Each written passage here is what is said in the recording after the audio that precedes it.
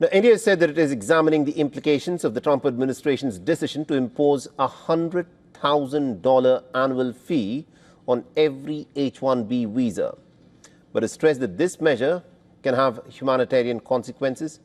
And the Ministry of External Affairs has underlined that both India and the United States have a stake in innovation and creativity, and has said that the two sides can be expected to consult on the best path forward. The American President Donald Trump signed a proclamation to raise the fee of H1B visas to a staggering $100,000 annually. Now, H1B visas allow companies to sponsor foreign workers with specialized skills such as scientists, engineers and computer programmers to work in the United States. You're very close to the technology CEOs. Are they concerned about that? I think they're going to be very happy. Everyone's going to be happy. And we're going to be able to keep people in our country that are going to be very productive people. And in many cases, these companies are going to pay a lot of money for that. And they're very happy about it.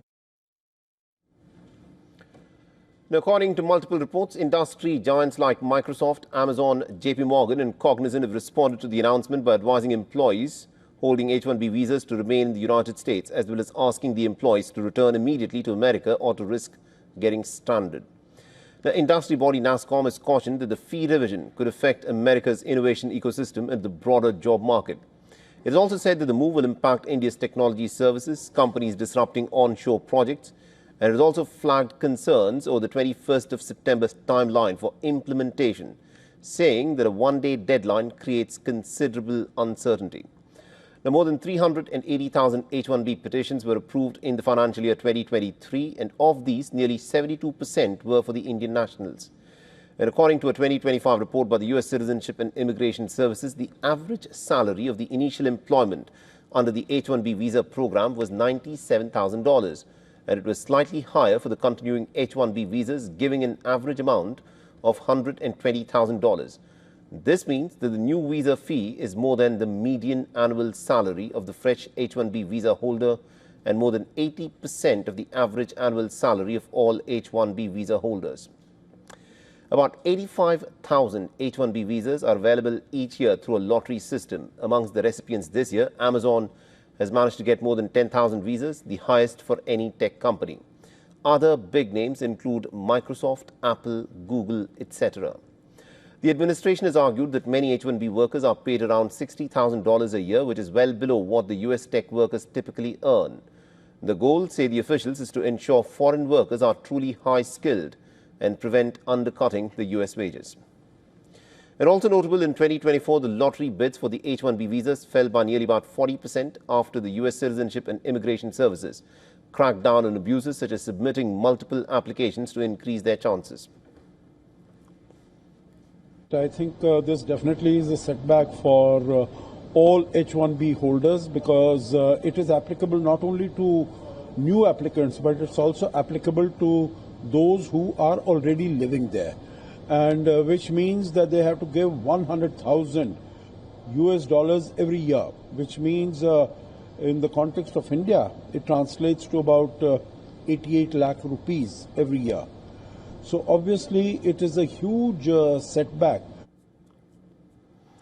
Now, alongside the H1B changes, Trump has also signed an executive order introducing a new gold card visa program. And under this, individuals must pay about $1 million to the US Treasury if a business sponsors them, and the fee is $2 million. The stated aim is to admit only some extraordinary people at the very top who will create businesses and jobs for Americans in the United States.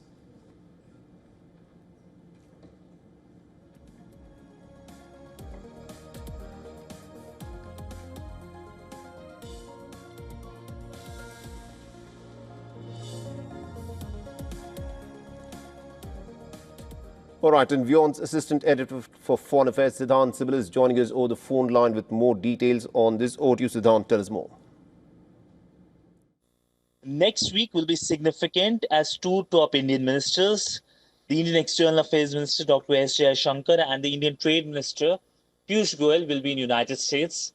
This is the first ever visit by top Indian ministers to US since the imposition of 50% tariffs by Trump administration, of which 24% tariffs are because India has been importing Russian energy.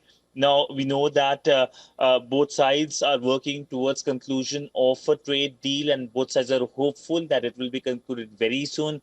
But we also know that during the visit, not only the Indian Trade Minister is going to hold talks with several officials, but the Indian External Affairs Minister is going to hold talks with the US Secretary of State Marco Rubio. We know several things have happened, including the restrictive measures on H1B visas, and of course, the waiver on Chabar port being taken away as well last week. But there are green shoots of recovery. The Indian Prime Minister and the US President Donald Trump have spoken, and that is seen as significant in bringing the political relationship back on the track.